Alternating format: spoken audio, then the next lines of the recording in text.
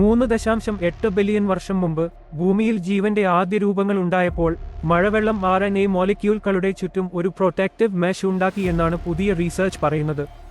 University of ഷിക്കാഗോയിലെ സയന്റിസ്റ്റ്സ് ആണ് ഈ കണ്ടുപിടുത്തം നടത്തിയത്. RNA എന്ന ബയോമോളിക്യൂളുകൾ ആദ്യകാലത്തെ ഭൂമിയിൽ ഡ്രോപ്ലെറ്റ്സ് ആയി നിലനിന്നു. പക്ഷേ അവർ പരസ്പരം മോളിക്യൂൾസ് എക്സ്ചേഞ്ച് ചെയ്തുകൊണ്ടിരുന്നതിനാൽ എവല്യൂഷൻ നടക്കാൻ പറ്റുന്നില്ലായിരുന്നു. അങ്ങനെയാണ് മഴവെള്ളത്തിന്റെ റോൾ. മഴവെള്ളം ഈ RNA ഡ്രോപ്ലെറ്റ്സിന്റെ ചുറ്റും ഒരു മെഷ് പോലെയുള്ള ബാരിയർ ഉണ്ടാക്കി. അതുവഴി RNA മോളിക്യൂൾസ് വേറെ ഡ്രോപ്ലെറ്റ്സിലേക്ക് ഈസിയായി പോകുന്നത് തടഞ്ഞു. ഇത് വളരെ പ്രധാനമായിരുന്നു, കാരണം ഇതുവഴിയാണ് RNA ഡ്രോപ്ലെറ്റ്സിന് വ്യത്യസ്തമായി നിലനിൽക്കാൻ കഴിഞ്ഞത്. ഇത് എവല്യൂഷന്റെ ആദ്യ പടികളിൽ ഒന്നായിരുന്നു.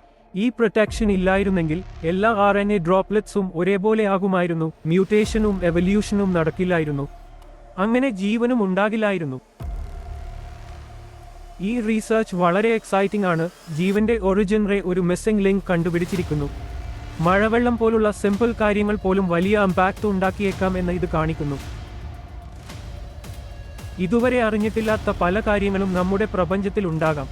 അതുകൊണ്ട് തന്നെ ഈ കണ്ടുപിടുത്തം കൂടി സയൻസിനെ മുന്നോട്ട് കൊണ്ടുപോകുന്നു.